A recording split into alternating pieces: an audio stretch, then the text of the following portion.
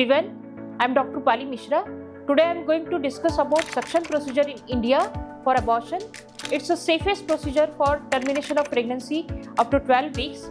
It is done by a gynecologist in the sterile operation theatre, wherein the gestational sac is removed or taken out from the uterus. It is a safe, painless and ultrasound guided procedure done in IV anesthesia, 15 minutes procedure and discharge in 3 to 4 hours.